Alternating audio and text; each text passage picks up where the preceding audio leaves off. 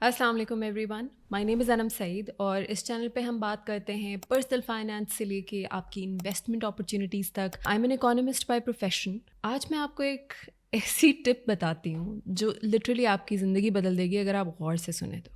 इतना छोटा सा डिसीजन कि आप रोज़ एक कोक की बॉटल जो पीते हैं उसे स्किप कर दें, एक स्टिंग, एक कोल्ड कॉफ़ी, एक बेसिक सी परचेज अगर कम कर दें, बेसिक सी, इसको कम करने से आप चंद सालों में मिलियंस बना सकते हैं। Yes, that is true. सिर्फ एक कोक की बॉटल अपनी लाइफ से एलिमिनेट करने से आप मिलियंस रुपीस सेव कर सकते हैं और मैं आपको मैथमेटिकली प्रूव करके बताऊंगी। I have taken my laptop here, मैं रिसर्च करके लाई हूँ। मैं ये एक्सेल शीट अगैन आपसे शेयर करूँगी लिंक, आप इस पे जाएं, इसको प्ले अराउंड विद इट। आपको इसको पहले अपने लैपटॉप पे सेव करना पड़ेगा क्योंकि ये व्यू ऑनली होगी and then once you save it you can use the formulas. So मेरे लिए जी वीकली बजट दो ऐसे लोगों के जो काफ़ी सिमिलर हैं, जिनका ख़र्चा महीने का तकरीबन कह लें लगभग 1,35,000 से 1,40,000 के करीब है, राइट। सो सैलरी तकरीबन होगी 1,80,000 के करीब। उनका मैंने एक वीकली बजट सिमुलेशन बनाई जिसमें मैंने डाला कि अच्छा ट्रांसपोर्टेशन पे 2,800 रुपये के लगभग लगते होंगे रोज़ का। मैंने उसको अगर आप 7 से डिवाइड करें तो तकरीबन 400 रुपये मैंने उनके ट्रांसपोर्टेशन के फ्यूल कॉस्ट डाले, क्योंकि मुझे लगा कि इस ब्रैकेट ऑफ उसमें मोस्टली स्टूडेंट्स आएंगे, ख़वातीन आएंगी या ऐसे लोग आएंगे जो फैंसी कार्स और उस तरह की चीज़ें अफोर्ड नहीं कर सकते। इनको नाम दे देते हैं पर्सन ए और person B, right. So person A ने स्पेंड किया ट्रांसपोर्टेशन पे 2,800, पर्सन बी ने भी 2,800 स्पेंड किया। ग्रोसरीज में पर्सन ए ने स्पेंड किया 2,000, पर्सन बी ने स्पेंड किया 2,200। ये डिफरेंस क्यों, ये आगे बताती हूँ। रेंट दोनों का 20,000।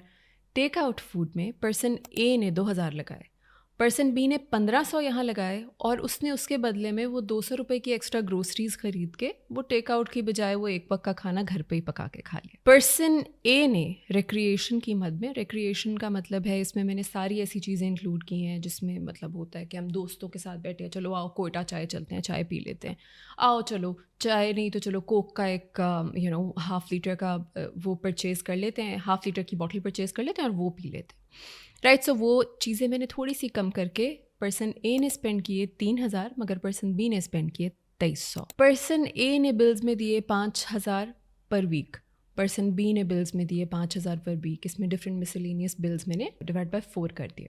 सेविंग की मद में देखा जाए तो पर्सन ए ने 0 सेव किया, पर्सन बी ने 1,000 रुपये सिर्फ ज़्यादा सेव किए। 1,000 कैसे? रोज़ अगर वो एक कोक की हाफ लीटर की बॉटल भी पी रहे हैं ना, तो उसको अगर आप 120 की लगाएं, 7 से मल्टीप्लाई करें, अगर सिर्फ उसने वो भी ख़त्म कर दिया, 1-2 चाय के कप ख़त्म कर दिए, तो 1,000 रुपये बच गए, राइट। अब इसी सिमुलेशन को चलते हैं पर मंथ पे। मंथ 1 में पर्सन ए ने तकरीबन लगाए 139,200, पर्सन बी ने लगाए 135,200। तो देखा जाए तो इतना ज़्यादा फ़र्क नहीं है, दोनों बहुत रीज़नेबल तरीके से चल रहे हैं, राइट। मगर पर्सन बी थोड़ी सी ज़्यादा समझदारी कर रहा है, थोड़ी सी, सिर्फ 1,000 रुपये पर वीक की सेविंग ज़्यादा कर रहा है, राइट। जो देखने में इतना फ़ील नहीं होता, पर मैं आपको अभी बताऊंगी कि जब अगर वो उस पैसे को इन्वेस्ट करने पे आए कितना बड़ा इम्पैक्ट हो सकता है, राइट। अब हम गए ईयरली सेविंग्स की तरफ, राइट। सो पर्सन ए तकरीबन पूरे साल का स्पेंड कर रहा है 1.67 मिलियन, पर्सन बी जो है वो पूरे साल का स्पेंड कर रहा है 1.622 मिलियन, राइट। फिर अगेन आप कहेंगे इतना फ़र्क तो नहीं है। हर महीने पर्सन ए कुछ भी सेव नहीं कर रहा तो कुछ भी इन्वेस्ट नहीं कर रहा, पर्सन बी हर महीने सिर्फ 4,000 रुपये सेव कर रहा है।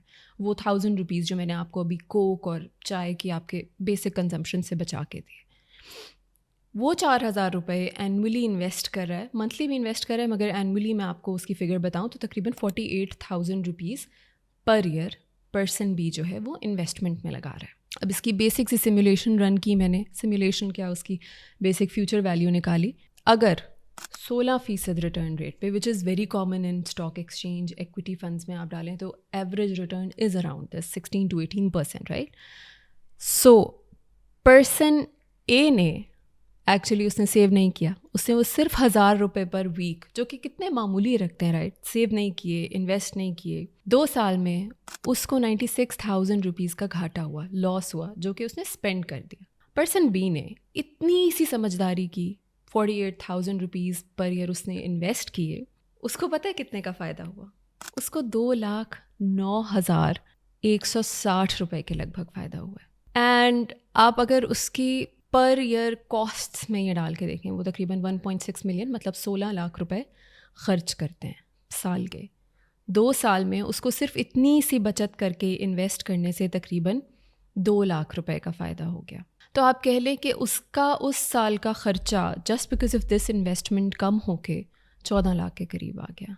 देखने में साउंड करता है कि नहीं ये तो बहुत छोटी सी चीज़ है, you know it's just may be 10% और मे बी 11-12%, इतना तो कुछ नहीं है of their expenses. But eventually अगर हम इसी को आगे बढ़ाते जाएं, 10 साल पे ले जाएं, तो जो पर्सन ए है उसका घाटा, उसका नुकसान, उसके net losses on this no investing model 4,80,000 है। मगर पर्सन बी जो कि समझदारी से काम ले रहा था, वो हज़ार रुपए इन्वेस्ट कर रहा था, उसको फ़ायदा हो रहा है 1.7 मिलियन का। अब अंदाज़ा करें 10 साल में सिर्फ हर हफ्ते 1,000 रुपये बचाने से वो शख्स तकरीबन 1.7 मिलियन रुपए बचा रहा है, विच इज़ मोर देन उनका 1 साल का खर्चा, more than their actual annual spend. मतलब वो तकरीबन उस 10 साल में 1 साल का खर्चा बचा रहा है। अब तो अगले साल के खर्चे की उसको फ़िक्र ही नहीं होनी चाहिए, वो सोचेगा, रिलैक्स करेगा, राइट, कि आई हैव सेव्ड दिस। वो एक इमरजेंसी फ़ंड भी उसके लिए बिल्ड हो रहा है, उसको रिलैक्सेशन की स्पेस भी मिल रही है, और कर वो क्या रहा है, सिर्फ 1,000 रुपये पर वीक बचा रहा है। कुछ लोग मुझे कहते हैं कि नहीं जी, इसकी तो 17 लाख की तो कोई वैल्यू ही नहीं रहेगी, तब तक तो महंगाई इतनी हो जाएगी और ये हो जाएगा वो हो जाएगा। नंबर 1, ठीक है, मैं आपकी बात मानती हूँ, महंगाई अगर हो भी जाती है, राइट, महंगाई होती है पाकिस्तान में, there are bouts of inflation, जब बहुत ज़्यादा इन्फ्लेशन होती है, but considering all of that, अगर आप सेव नहीं कर रहे तो आप सिर्फ 4,80,000 का नुकसान ही कर रहे हैं, आपको कोई फ़ायदा हो ही नहीं सकता, बिकॉज आप तो नेट लॉसेस में हैं ही। ठीक है, तो उससे बेहतर तो सेव करना है ही।